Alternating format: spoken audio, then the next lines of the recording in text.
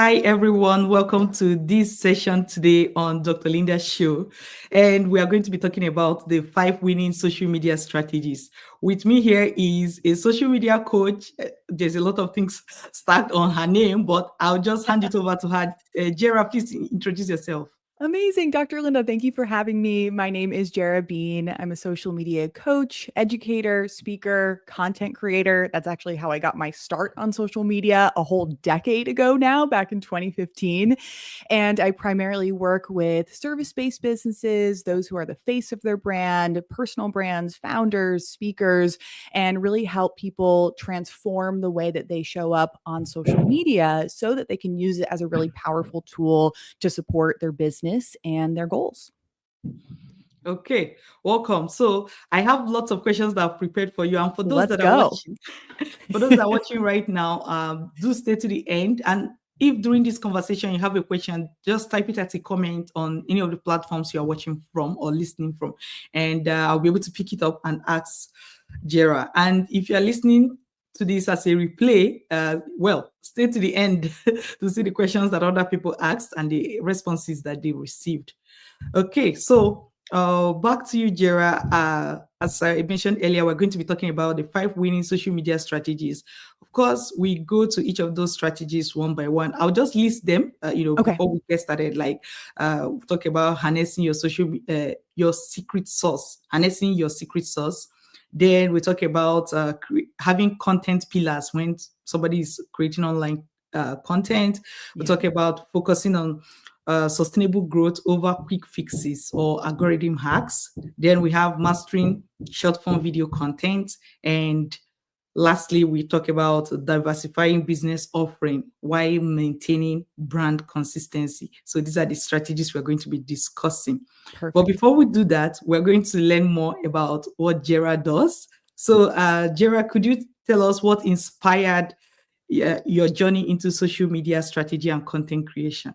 Sure. So if we rewind back to a very specific date, April 4th, 2015, I was a graphic designer. I was in this somewhat challenging part of my life. I wasn't really treated well at the job I was at. I was lacking friendships. And so I found this positive outlet through fitness. So on April 4th, 2015, I downloaded a workout guide that was really popular at the time, and I went to the gym. I started day one, week one of this program. And what I did was also create an Instagram account to hold myself accountable as I did that program, as I saw other women doing. And what happened was within a few weeks, this positive force just came together where I found a creative outlet on Instagram. I've always been a creative person, so that's important to me. I found community. I was connecting with other women across the world, and I really needed that connection. And also, fitness felt really good. You got the endorphins going. So it was this trifecta of really positivity, as corny as that sounds. And then with that, my following started to grow relatively quickly. And at the time, the word influencer, content creator, people weren't really using that. So I didn't start with the goal of becoming that, but very quickly, that's what happened. I became a fitness influencer.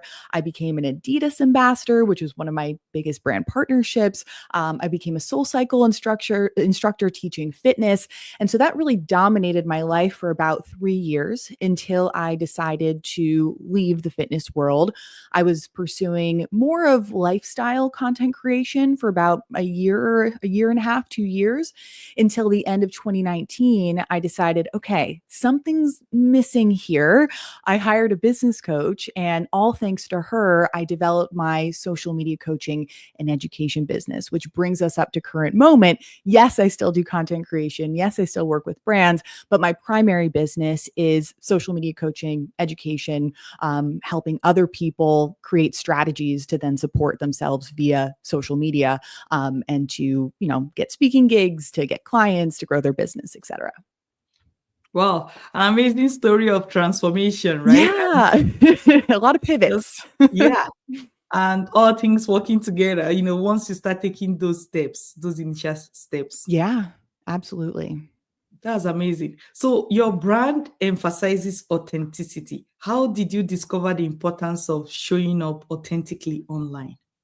I discovered it right from the start. So back in 2015, when I started my account, all it was photos and captions. So I needed a way to communicate via the written word, via captions.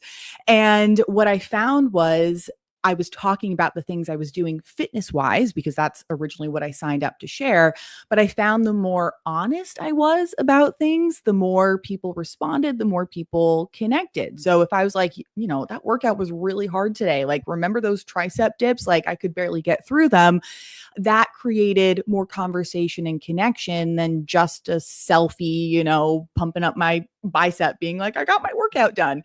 So very quickly, I learned the power of just being real and sharing myself. And then I think as Instagram, specifically Instagram at this time, evolved with different features, like starting to add video. It was only 15 seconds at first, but then Insta stories came into the mix, which allowed me to peel back the curtain on my life. And what I found was whether I was sharing the more everyday things, the more mundane, or even sometimes the more vulnerable things, like the heavier, bigger things, it created these pathways of connection that created conversation, that created connection, and really created, I think, loyalty in a way. Like, it's not just followers that you have, it's really more of a community. So that really was there. And it was an effect that I saw right from early days on, and of course has continued up until present day. Mm. I see what you're saying, because like, when you share those things that other people can see themselves also maybe experiencing, Yes. right? Yes. Yeah. Yeah. Because it's not just about creating an aspirational image. It's, can you relate to other people? Can you peel back the curtain so, exactly as you said, they can see themselves in you, and vice versa? And that's really such a powerful current of social media, I think. Hmm. Okay, so I know earlier on you have talked about your business now evolving into social media coaching, but I want to go deeper to say, what services do you offer right now? So yeah, so right now in present moment, I do one-on-one coaching, but I take on a very, very small amount of clients with one-on-one coaching. I have a self-paced course called the Video Editing Rodeo.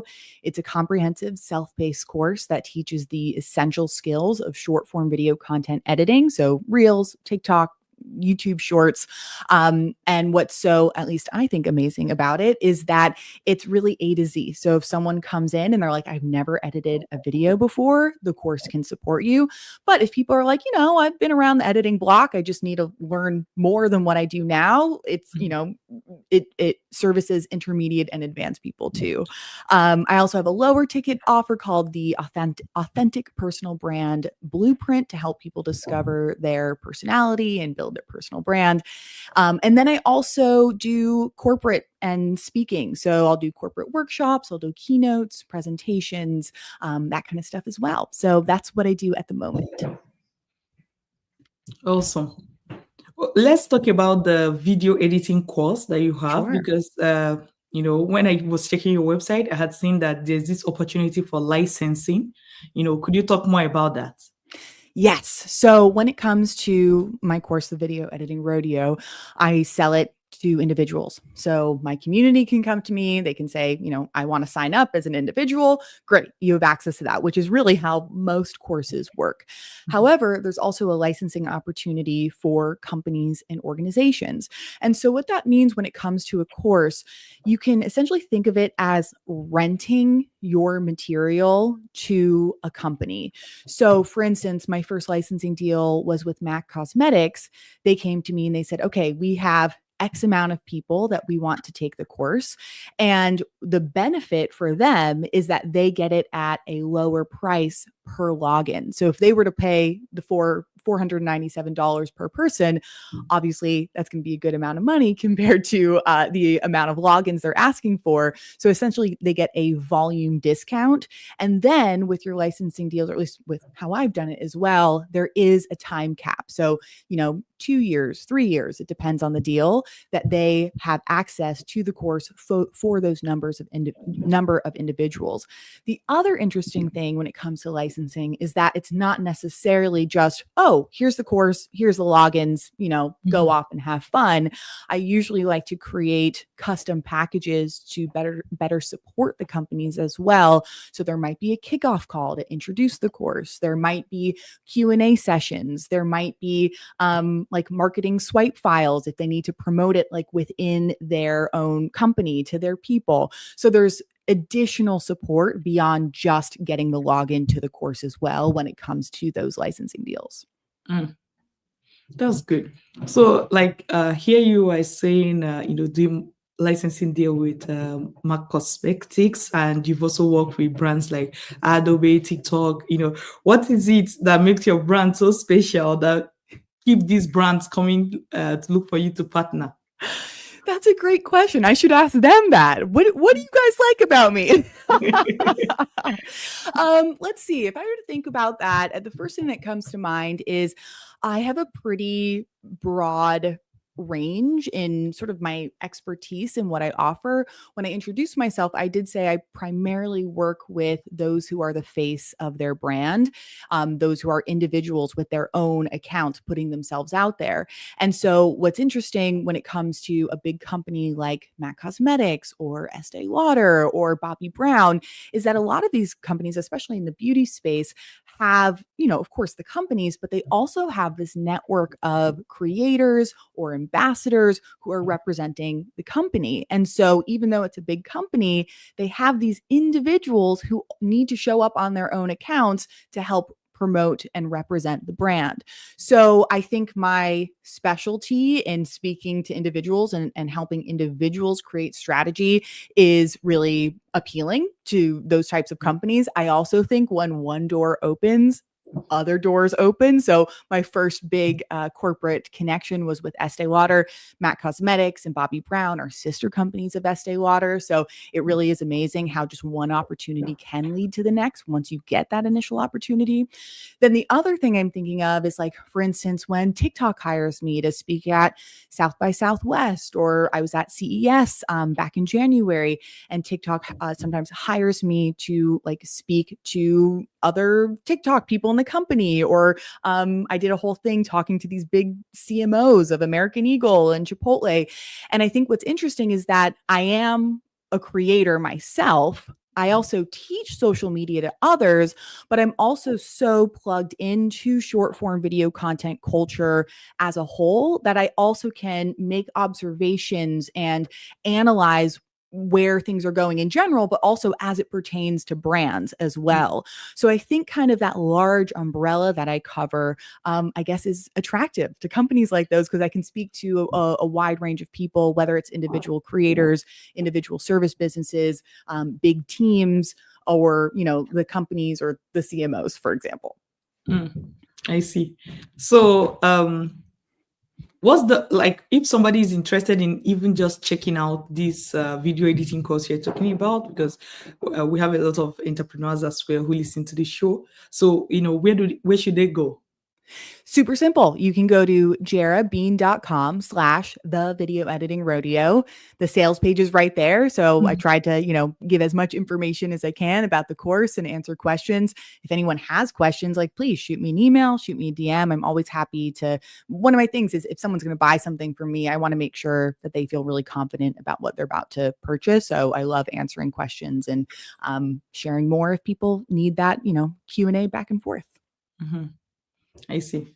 Okay, so we are going to be diving, right into these strategies, the 5 strategies. Sure. About earlier, one by one, and just take a look at them. So the first one is harnessing your secret sauce. Yes. Right. So I have a bunch of questions. Please bring it on. Yeah. So, you always talk about this having secret sauce when it comes to social media marketing.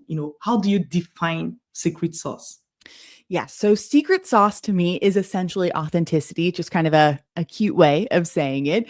And authenticity is such a buzzword and has been for so long, for the last few years on social media, especially even more so as short form video content has entered the scene since 2020. And what I find is that a lot of people out there give the advice saying, be authentic, show up authentically. And it's not that that advice is wrong, it's just very, very incomplete. And so, sure, showing up authentically means showing your personality, being your genuine self, showing the real you, giving a peek behind the scenes. And sure, that makes it a little bit more tangible, but like still, like what does it actually mean? How do we make this idea of authenticity, or as I like to say, secret sauce, actually tangible? And what I found for the first year or two of teaching students, when I first had a group coaching program, which is one of the first products I ever released, and I had it for about 2 to 3 years, is that people really struggled with that concept. And so by being in the weeds with people, I was able to develop a framework to make secret sauce, to make authenticity more tangible. And so I call it the 4 quadrants of secret sauce. And those 4 quadrants are foundational, present, professional, and lighthearted. Foundational secret sauce focuses more on your past. So, really, kind of the bigger things in your life, personal or professional, that have made you who you are, the good, the bad, the struggles, the achievements, the really low moments, the pivots, etc. Present secret sauce, as it sounds, is you in the present moment. And it's everything from your hobbies, your things you do on the weekend, time you're spending with friends, everything that could be good in the present moment to things that maybe you're struggling with in the present moment as well. So it's who you are right here, right now, and the things that you're doing right here, right now. Professional secret sauce, as it sounds, is focusing more on your business. It's less of education and how to and tips, and more so your unique lens into your expertise, your career, and your business. It's your philosophies, your point of view, your frameworks, your values, your approach to things. It's why someone would come to you over someone else who does the same thing as you. That's your professional secret sauce. And then lighthearted, they all kind of sound as they are. So this is going to be the more lighthearted, silly, goofy, random, even the more mundane things. So it can be the things that make you laugh. It can be memes that you found and you want to share. It can be, just random happenings that maybe seem really small, but they're going back to that idea of sharing and creating these connection points can actually be these moments of connection despite it appearing to be mundane. So those are the 4 quadrants of secret sauce: foundational, present, professional, and lighthearted. And to me, that is, in real life, something that very much makes up your authenticity. But if we're really trying to create a tangible nature for authenticity on social media, that is how I would define, or at least a starting point for authenticity on social media. Yeah, and thank you very much for sharing that, because it does make it tangible. Something somebody can say, okay, now let me think of something I can post that is foundational about my Right. past, how I got to where I've gotten to right now. So I can see that. Yeah. Why is it crucial for entrepreneurs to, show up with authenticity online? I think humans connect with humans. Humans connect with stories. I think there's this innate need to like relate to each other or see ourselves in someone else. Or maybe it's not even seeing ourselves in someone else, but just seeing the realness of someone else and understanding that there is struggle along with the accomplishment. I think if you are the face of your brand, you are so much more than just tips and tricks and education. You're also so much more than just the aesthetics of things as well. Like some people are really caught up in like, oh, how does my feed look? Or, having the highest quality video. Those are all, things to consider. They can be part of your presence, but ultimately the humanness is what is going to set you apart from someone else. It's your unique viewpoints, it's your past experience. And if you're really wanting to use social media as a tool to stand out, to get visible, to connect, that humanness is such a key element that needs to be brought forward. It doesn't have to be the only thing, but it needs to be the thing that weaves everything else together. I see. Okay. Can you share an example where embracing authenticity led to a breakthrough for your clients? Oh, it's a good question. There's been so many, between my group programs and having one-on-one clients over the years, it's hard to pick one thing. But I will say, I'll see if I can come up with a specific example. But I'll say that in general, I think seeing the people who really lean into their authentic voice versus, for instance, scrolling through Instagram and TikTok to try and find inspiration. People who lean into actually using their voice. They're talking to camera and voiceover. I see a common theme where things unlock for them, where they start to get more opportunities, start to have more conversations, start to get more clients. So that just kind of sets the tone. I think there's one actually client I have right now who I adore. And prior to working with her, she was primarily using social media with photos and captions, even in current day in 2025, and also a lot of repurposed clips of her speaking or Zoom calls.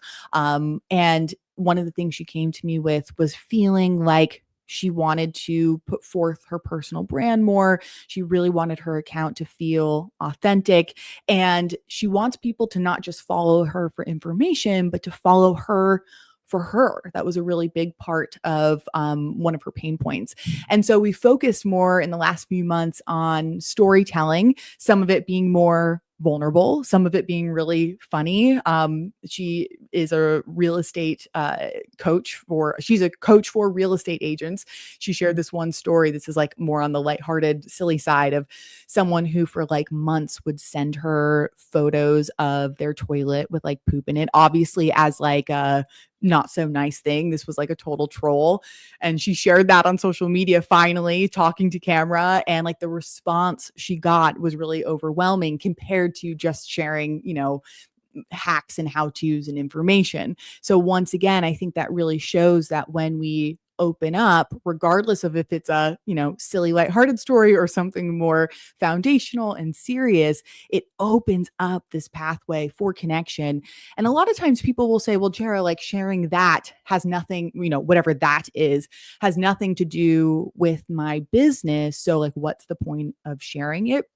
And what I find is that these pathways of connection open up these points into you. And as soon as that pathway is open, it opens the door for other things. For example, your business. So in a way, sharing these things that even if they don't have this direct, obvious connection to your business, they have everything to do with your business. And ultimately, I think that's one of the biggest things about authenticity and the power of it if we're thinking specifically business goals and aspirations.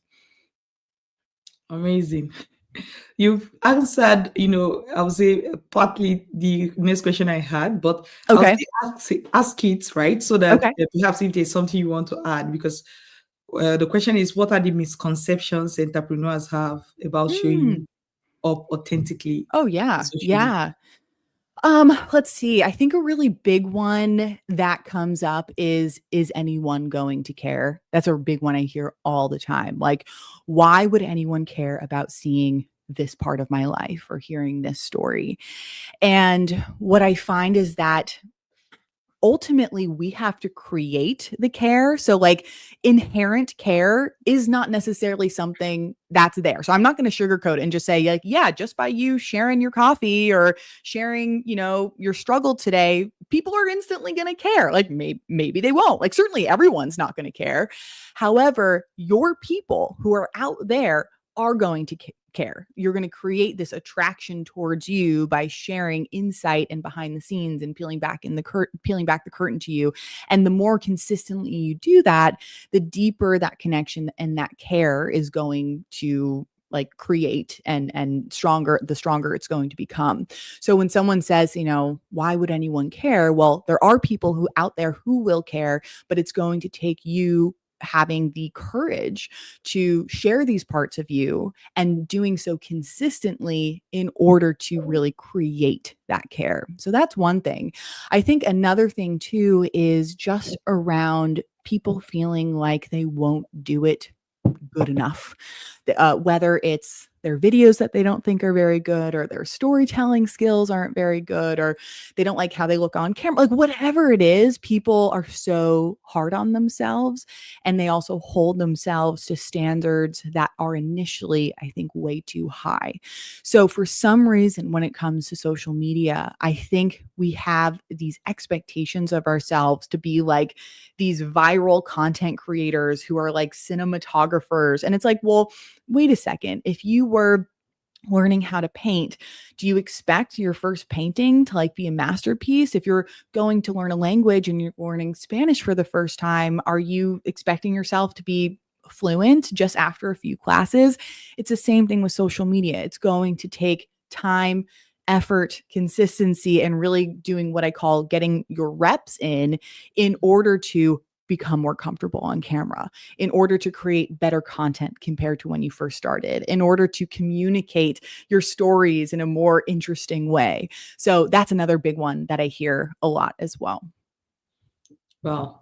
Thank you very much for sharing. I even like the way you talk about these things. It's like you're breaking it down in such a way that is so easy to Oh, understand. good. That makes me happy. Thank you. I appreciate that. Okay. So let's go to the next strategy, which is having 3 to 4 core content teams, or what you call content pillars when creating online.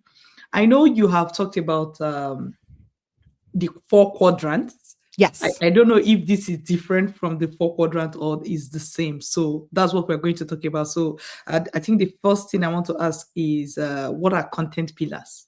Sure. So content pillars are quite simply an inward facing organizational tool to ensure that you are sharing all the different aspects of your business or of your brand. People get really hung up on content pillars, but it's like as long as they make sense to you and as long as they span the range and breadth of who you are or what your business is, you're good, because you don't ever have to get on social media and be like, hello, everyone, these are my content pillars. Like, no, they're just for you. They're an inward facing tool.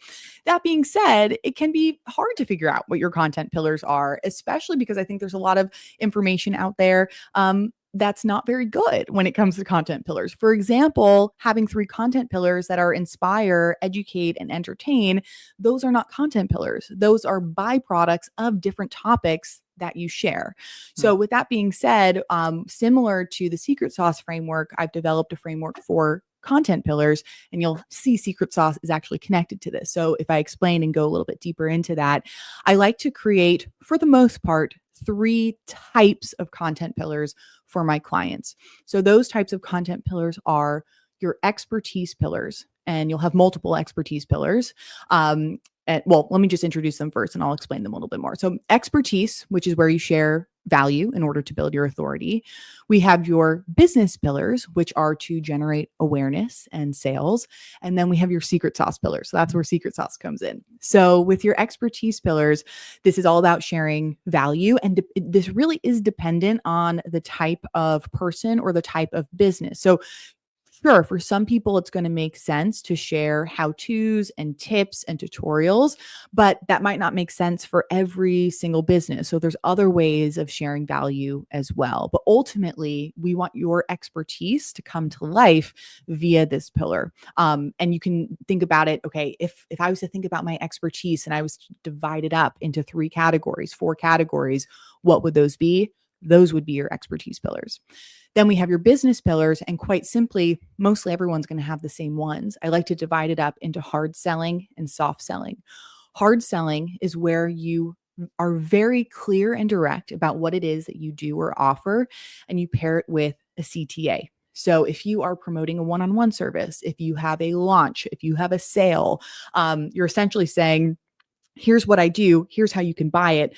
Here's the promo. Here's how you can purchase. Here's how you can sign up, etc. It's pretty clear cut in that sense.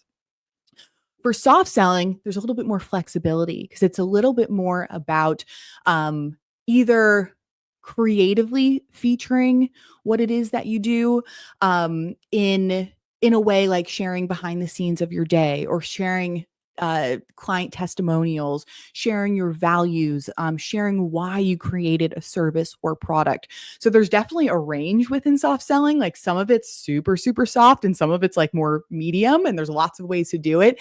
But you're not necessarily saying, hey, here's my product, buy it, or hey, here's my service, please, fill out an application. It's more of that like under layer of, this is what I do. Here's the value I provide. Here's the transformations I offer, and really the benefit of what I do without that clear and direct CTA. Then secret sauce pillars, we've covered that already. We have those 4 quadrants. And so those can be your 4 secret sauce pillars. So that is how, for most people, I create their high level strategy via those 3 types of pillars. Amazing. Okay, I guess I'm just gushing over your answers. You're so sweet. Thank you. Open confession, but I'm saying it a lot. I feel like, oh my God, you're repeating the same thing. But that's because it's like the more you talk, the more that feeling comes back. Like, I love the way you break it down. Thank you. That's such a huge compliment. I appreciate that so much. Okay. I was going to ask you about examples of content themes or pillars, but you have given all of that. I can. I'm happy though to share a specific one if you want me to. Go ahead. It helps. Yeah. Go ahead. I actually pulled it up recently because I just did. At any time I've had a one-on-one client, I do a high-level audit and strategy where we do a lot of things, but we also create these pillars. And what's interesting is actually the only kind of customization within that is the expertise pillars, because business pillars, it's hard selling and soft selling. And for secret sauce, we have those 4 quadrants. So those are sort of prescriptive, even though how they come to life for each individual will be different. So it's really the expertise pillars that have a lot of flexibility for each person. Mm-hmm. And interestingly enough, so this client is a wedding choreographer, and she really wants to, of course, promote her services for her wedding clients, but she also has a desire to really be seen as a thought leader in the space.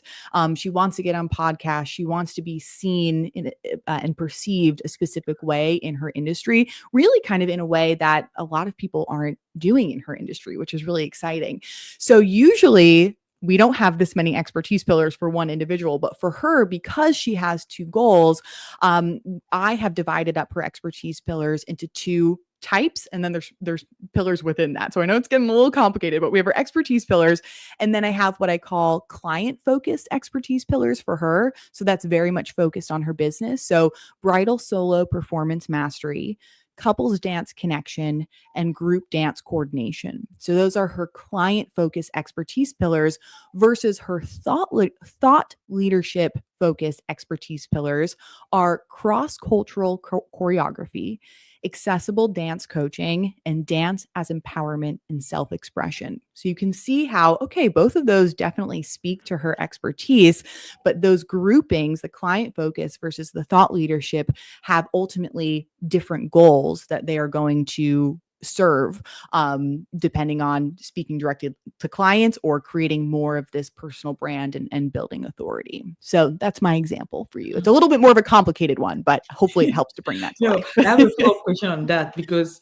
like looking at the example you give, right, is like those topics were still about her expertise quite right, but I didn't quite get the demarcation between client focused and thought leader focused expertise pillar. So maybe is there any, can you use another example? Maybe let's use social media coach. What would be like a client focused, content, and what would be like a thought leader focused content? So normally I don't create those 2 types of pillars for people, but because those 2 types within expertise, but because those 2 goals are so, it's not that they're entirely separate, but there is an equal weight and importance. So for most people, where those thought leadership pillars would come to life is a little bit more within secret sauce, within your professional pillar. So for a social media coach, like someone like myself, when I share my viewpoints on authenticity, or when I have strong opinions about sustainable growth and, not hacking the algorithm, when I have frameworks that I develop like secret sauce, that is my professional secret sauce. And this brings me to a good point in that sometimes when it comes to pillars, if one pillar seems like it is too big, as in there's too much going on within it and you're getting overwhelmed because there's so many subsections, that's a good sign to then take that and actually make it into separate pillars. So for instance, for my client here, when it comes to thought leadership, I mean, she has such a range, if I go back to it, from cross-cultural choreography, accessible dance coaching, and dance as empowerment and self-expression. If that was like all together just in one secret sauce professional pillar, it might be just a little bit too confusing. So at the end of the day, even though I'm giving this framework for pillars, you can start with it, and then whatever ends up working for you, you can customize it to yourself. You can blend two pillars together. You can take them apart. Ultimately, at the end of the day, this overall framework is here just to give perspective into the different types of things that you can be posting. And as long as you are covering that breadth for most people, however you go about it and however you call the pillars, ultimately doesn't really matter. So really, at the end of the day, this is just a starting point to give insight into the different types of approaches of things you can be talking about in your content. Well understood. Okay, so do you advise entrepreneurs to maintain consistency in their content pillars across different platforms, or come up with different teams for different platforms? Ultimately, I think your high level strategy, for the most part, for most people, should be the same across platforms because it's you and your business or you and your personal brand or a combination of the two. I think the difference is in how that content comes to life. So, for example, on TikTok, I think that platform is much more about like the word we're all using these days is like yapping. So like casual talking to camera.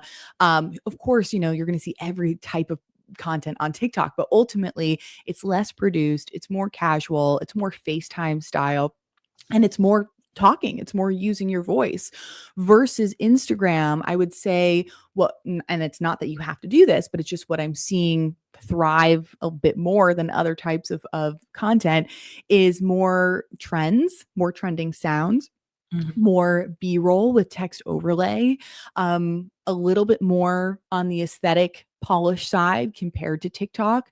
So you can have one idea, you can have one content idea, and that can be brought to life in a multitude of ways. And if you're showing up on different platforms, you might say, okay, this is my one content idea, but I'm going to talk to camera on TikTok in a very casual way. And I'm actually going to use a trending audio with multiple text blurbs that pop up to the beat. And that's how I'll bring that content idea to life on Instagram. So overall, I think for most people, the high level strategy stays the same in terms of the types of things you're sharing. It just might come to life differently on different platforms. Okay, so let's go to another winning strategy that we are sharing or talking about today, which is focusing on sustainable growth over quick fixes, right? And I always want us to define it so that, you know, for us and everyone listening, we are like on the same page. So Sure. when it comes to social media, what will you call quick fixes? Ultimately, I don't actually think there is necessarily a real quick fix. I think there are things that are marketed as quick fixes or things that are marketed as magic wands and like do this and your following will grow.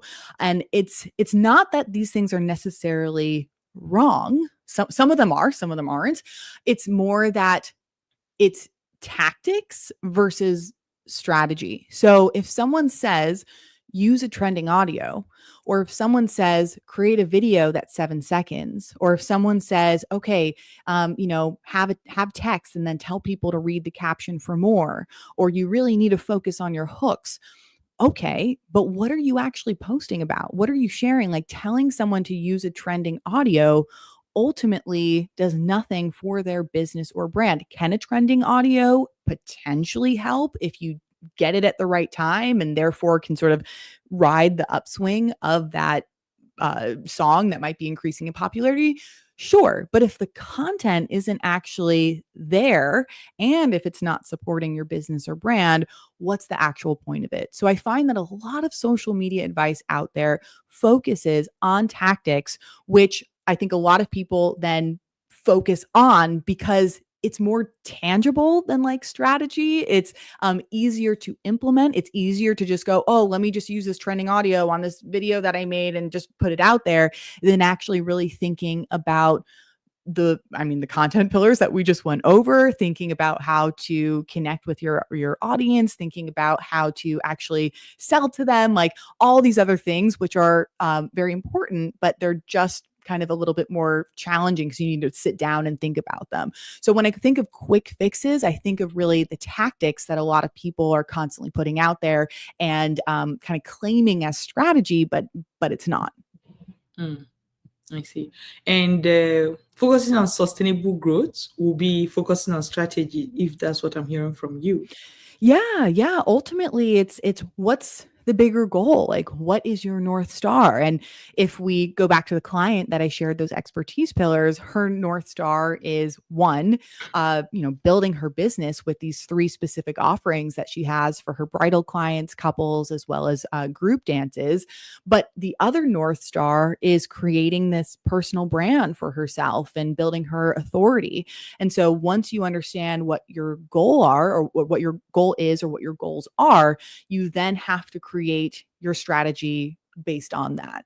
And I think the other thing that happens too is that perhaps sometimes our content that best represents us or most really helps us share our perspective or point of view, it's not always the flashiest content, or it's not always the content that is primed to go viral. But I always say that your most important content, your most profound content, the content that most supports your business and personal brand isn't necessarily created to go viral. That's not the goal. So I think when it comes to sustainable growth, it's also understanding that your content might not be getting, thousands and hundreds of thousands of views, but each time you post, it's a step in a right direction towards talking to the right people, growing the right community, and building your brand versus just focusing on the vanity metric side of it. Mm, I see. And let me say, I come from two words. Mm-hmm. Is I'm a Canadian, but I'm also a Nigerian, and just by virtue of having experiences from these two countries specifically, I even see how people connect with social media differently, based Yeah, on yeah. culture, based on awareness and what the person is aware of. For example, so if you post to a Canadian audience, you see, somebody will meet you at a conference and say, "Hey, I love all that you've been posting," but maybe they never have to like the post or comment on it, Okay. but they see it. Then, if I make a post for a Nigerian audience, if I don't see comment, I will worry, because that is how they're going to show that, hey, they love this content. So if they're not Yeah. commenting, that means they don't love the content. But for Yeah. Canadian Oh, audience, it's interesting. different. So I'm just talking about like how sometimes when we talk about likes and when we talk about follows, there are people who we see your posts, they like it, but they may not like it as per like Oh, pressing the like button. absolutely. And I mean, that's such an interesting observation. And I think it also speaks to how people are interacting on social media these days and how it's evolved. Like, likes have, for me, I think for clients, for a lot of people, have decreased significantly. But once again, that doesn't mean, just as you said, that they don't necessarily not like it. People are just like double tapping less. Or something really interesting that I notice is on the carousels that I've been sharing over the last few months is that I'll sometimes get double the saves on a carousel than I will the likes, or triple the saves, or quadruple the saves than I will the comments. So people are just interacting in a different way, and it's another reason to not let vanity metrics get you down, because just because you don't see the like or the comment doesn't mean that people aren't seeing it and thinking about it and thinking of you in the process. Mhm. Okay. So I think we've We've talked about this, so let me skip that. What advice do you have for entrepreneurs feeling pressured to chase every new trend? Trends, if we're thinking about trends specifically on social media, trends are, don't get me wrong, I love trends. They're a really fun part of short form video content culture. I think there's also a strategic side to trends. So something I shared, gosh, I think I just shared a post about this. I don't think it's just in my head. I need to double check.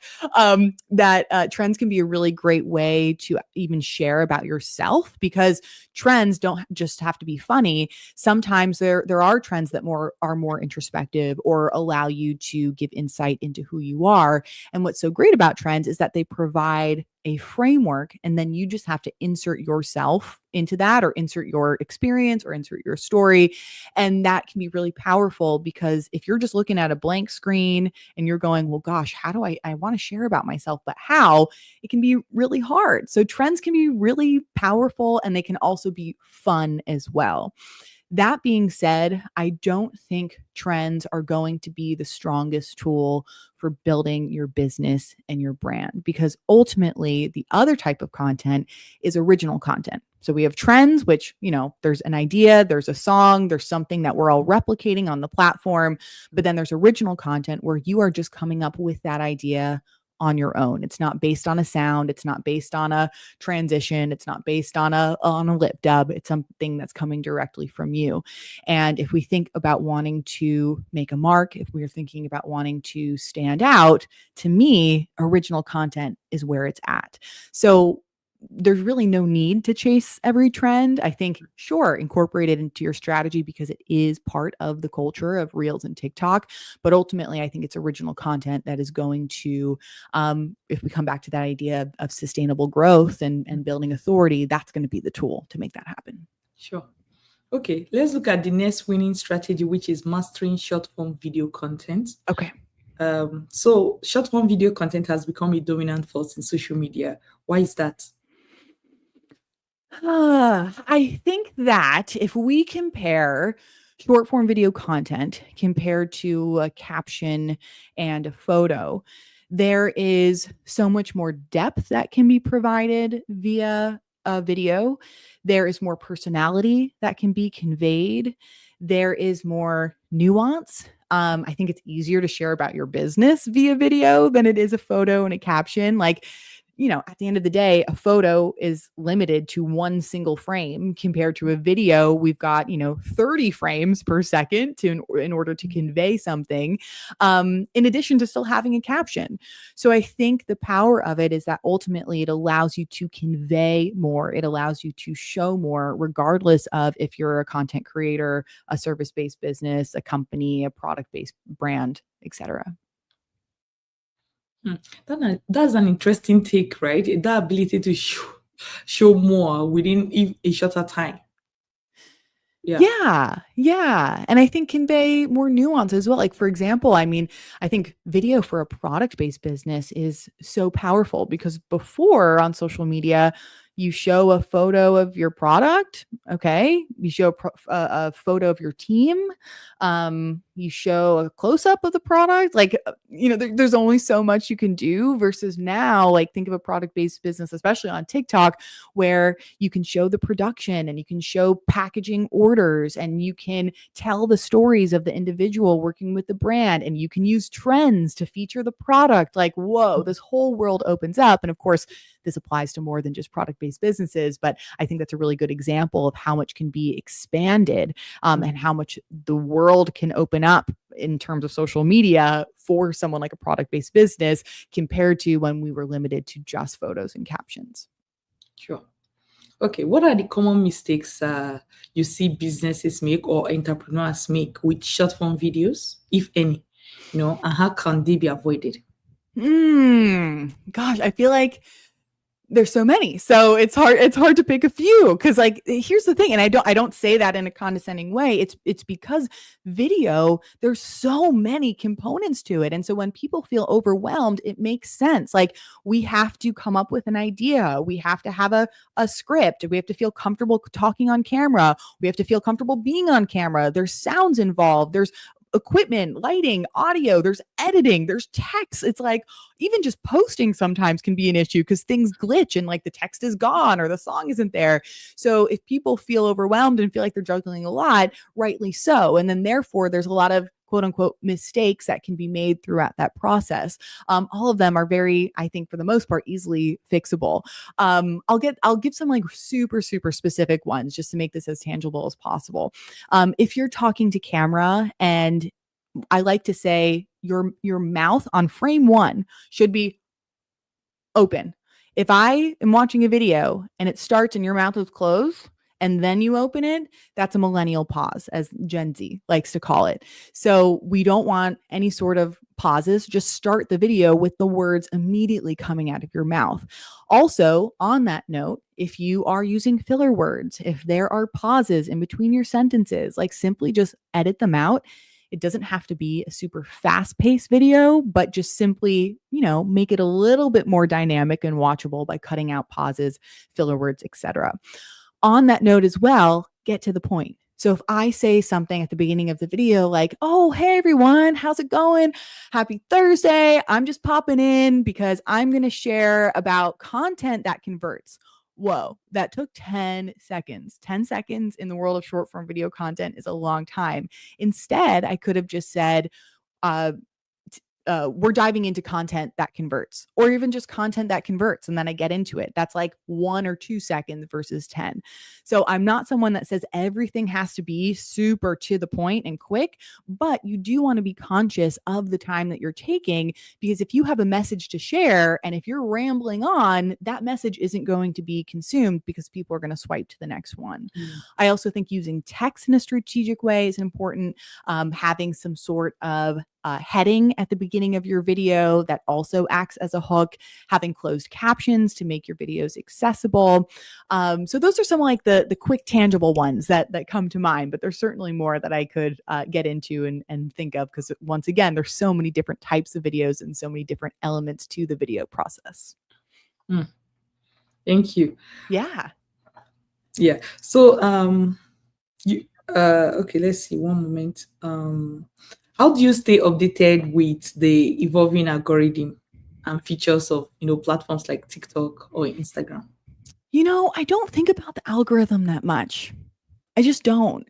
I think people spend way too much time, and oh God, this drives me crazy. One of my biggest pet peeves, seeing posts where it's like, oh my gosh, the algorithm has changed. Here's what you need to know, as if like the algorithm is one monolithic structure that applies to everyone equally.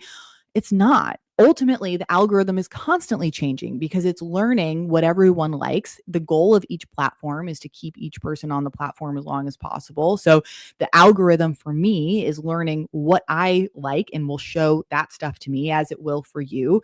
And so it's going to be kind of different in what the outcome is for each person. But ultimately, it's the same across the board in that the goal is the same. So if someone is watching a video for the entirety of the video, that tells the algorithm, oh, this video is interesting. They stayed and watched the entire time. If someone shares that video, the algorithm goes, oh, that video was interesting. And the more that happens, the more likely it is that that video will be pushed out and shared. So at the end of the day, like maybe in 5 or 10 years, this is going to be different. Even though the algorithm's constantly changing and it's going to be specific to each person, its goals and needs and desires, if we're like personifying it, are the same. It wants to keep people on the platform, and therefore it's going to show content that is the most interesting to the people who are interested in that type. So as long as you kind of understand that basic concept, beyond that, I don't really think it's worth thinking about. And please ignore anyone who says the algorithm has just changed. It's always changing. So, okay. It's like clickbait. I hate it. So how can entrepreneurs master short form video content creation? Oh, it's a big question. Let's see. I think one, just diving in and starting and understanding that you're going to be a beginner with it.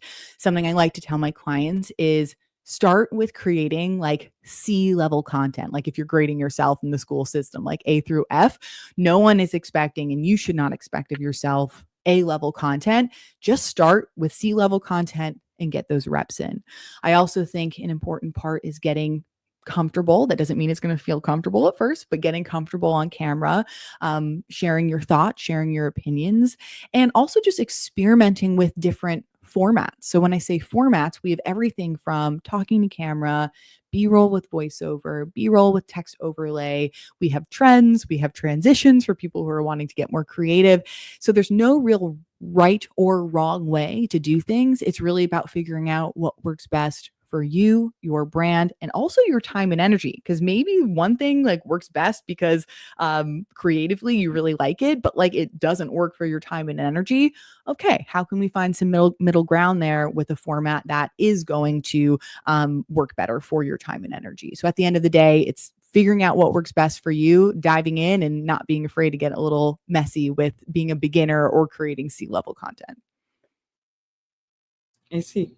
And even, the idea of also going for a training. Me, I'm a training freak. Like, if I need to learn anything, I'm either looking for the next book on that thing or the next training on that thing, and I'm signing up. And in as much as it looks like, oh, you are spending money, yeah, it helps me to learn that thing super, super fast. Because even sometimes when you go online, yes, you can go on YouTube and watch a bunch of video on the topic. But one good thing with trainings is that arrangement, right? Like step by step arrangement, all that you need to know. Because sometimes you don't even know what you need to know when you're trying to learn something. Like, for example, if you're talking about video frame, I'm just giving an example when posting a video. You may not even think of it that, hey, how do I do my video frame? You may not even remember that is something to worry about, right? You may just say, okay, how do I do a good video? And so the idea of learning is that, or going for a training, even something like your video training, well, I'm sure there are other ones out there, but of course you are the one in front of us here today, is something that I really advise people to take advantage of, because it can quicken your time, speed you up, and within 2 weeks you can start performing at a level that may take you 2 years to get to if you have to learn it by chance. Yep, I fully agree with that. I fully support people investing in themselves to like speed up the process of learning, whether that's for social media or whether that's for something else. So I'm on the same page with you. Sure. Okay, let's look at the last winning strategy, which is diversify business offerings. So using you as an example, you have this one-on-one coaching, you have video courses, you have other group coaching and all of that, right? So why should entrepreneurs consider diversifying their business offering, in your opinion? I think a couple things. Well, one, if we think about it from like an access standpoint, low ticket versus high ticket. Low ticket allows you to bring more people into your orbit, allows more people to learn from you, versus high ticket.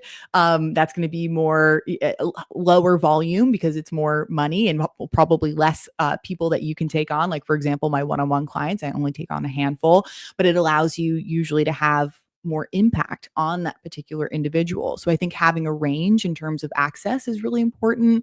I also think that lower ticket things, medium ticket things can be a great ascension model into the higher ticket things as well. So one thing can lead to the next.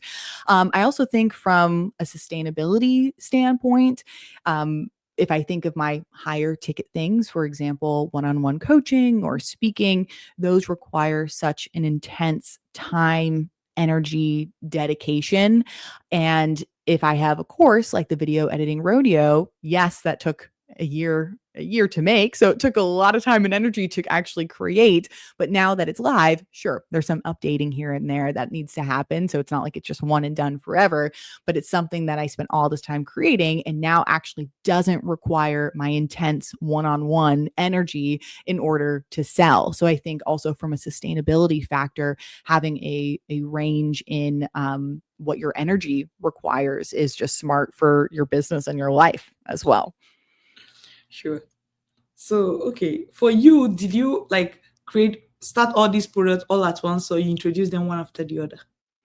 Definitely did not start it all at once. And I would say, I think compared to maybe other people out there. I'm like a lot slower with creating things, if I'm being perfectly honest, because a lot of the things that I do, if I'm being honest, require a lot of time, my time and energy to create. So, for example, when I pivoted into the world of social media coaching and education at the end of 2019, my first thing that I put out into the world was a group coaching program, and that was, on the higher ticket side. And I also ran that for 7 cohorts. It was about 3 years.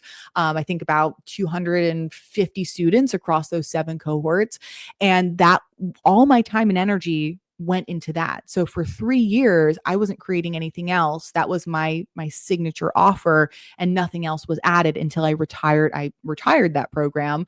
It took me a couple months because just to reset a bit, because it was very intense creating and running that. But ultimately, that's what led me to creating my first self-paced course, which is the Video Editing Rodeo. Now, that took me a couple months to sort of reset and think about what I wanted to create. It also took me a year to create, in between, of course, creating the materials, running a beta program, gearing up for a launch. And so that also took a lot of time. So I think a pattern within myself is that I really genuinely have so much to give and teach and want what I put out there to be so impactful, that a lot of those things take a lot of time and energy to create. So it's definitely been one at a time for sure.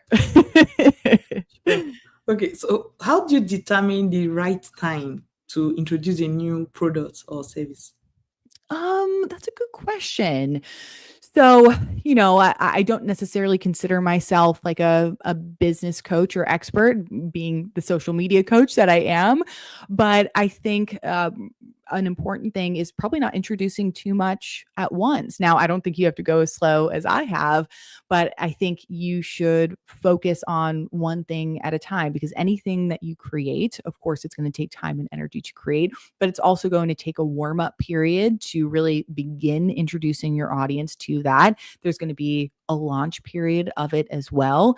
And you don't want too many conflicting messages or too many conflicting products all at once. So I think taking it fairly slow and steady is the best approach. And then I think, if you have something that's been launched for a while and you have a desire, based on a pain point of a client or multiple clients, or you see something new coming to the market and there's an opportunity to jump on that newness, like those are your opportunities to create something new within reason, and of course, and within considering timing as well. Mm-hmm. So what's your vision for your brand? Oh, that's a good question too. I think I'm in this interesting point right now where I'm rethinking things a bit. I'm wanting to be strategic about what I create next, both from a personal branding standpoint as well as a sustainability standpoint. I think very much like to create more products that are self-paced, that don't necessarily take all my time and energy like a keynote or like a one-on-one coaching client might.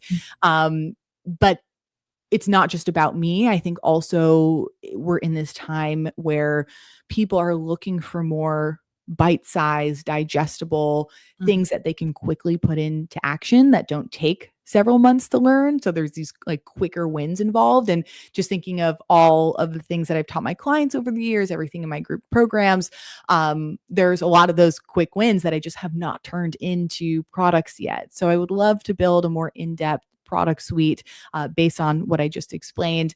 I also think, having authenticity so much part of my brand and part of my ethos and what I teach, I would love to create something that's more focused on personal branding, authenticity, perhaps a group coaching program, as I really see authenticity and secret sauce as such a core part of my vision and what I really feel fulfilled in teaching and guiding others in as well. So I think at the end of the day, I want those quick wins for clients and also a sustainability factor for me. And I think authenticity is just at the core of who I am and what I teach. And I see that as a thread as I move forward as well, even if I'm not 100% sure what that is. So TBD on that. Maybe in a year I can come back and follow up. up on what that is. It's okay. What matters is, progress, making impact on people's lives, and having that bigger picture. I believe that setting those goals as well makes it easier for the Right. universe to bring, the things that will help you to achieve your goals that you've set. Yeah, So it will come. agreed.